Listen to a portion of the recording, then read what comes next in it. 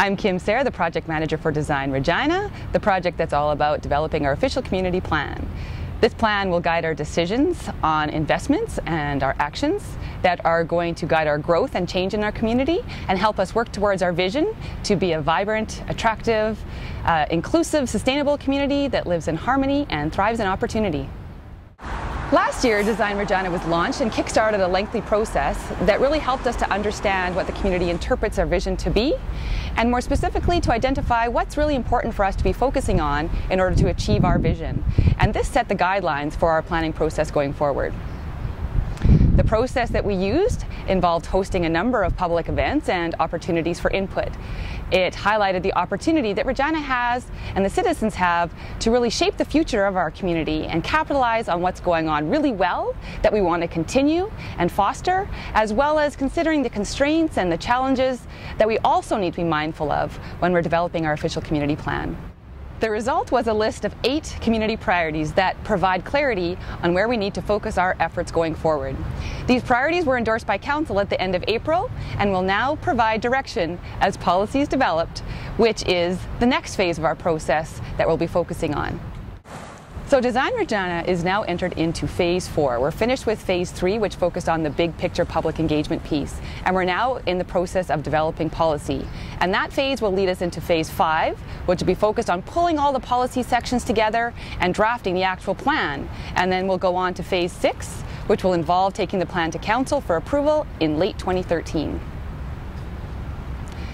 The plan will ultimately be a bylaw and provide direction for a number of topics, including land use, how we grow as a city, transportation, the environment, social and cultural development, parks and recreation, infrastructure, and that sort of a thing. Over the course of the next year, the policy for these different topics will be drafted, tested, and refined. During this time, we'll be seeking feedback from the community.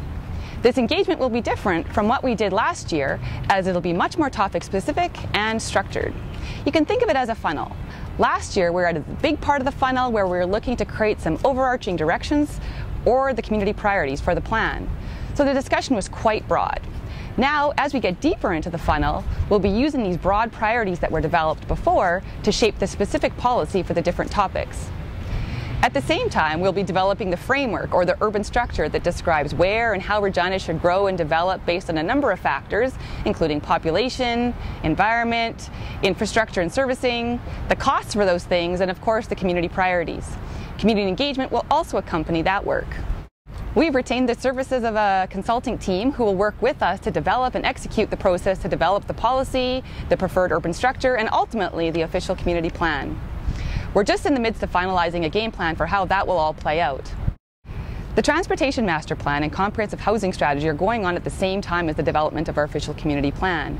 Both of those plans will inform the OCP's development, and this will best ensure that once completed, the plans are all aligned, make sense together, and will be working in a common direction.